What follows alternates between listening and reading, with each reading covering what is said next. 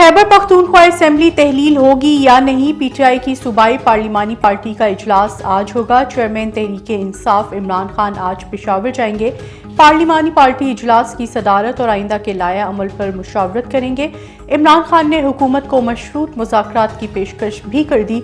मईशत तबाह और सूबों में माली बहरान पैदा हो चुका। हुकूमत हमारे साथ बैठे और इंतखाबात की तारीख तय करे, वरना असेंबलियां तोड़ देंगे। पंजाब और केपी असेंबली तोड़ने से विफाकी हुकूमत को कोई फर्क नहीं पड़ेगा। विफाकी वजीर दाखिला राना सनाउल्लाह कहते हैं, तहरीके अदम एतमाद लाने का अभी कोई फैसला नहीं हुआ।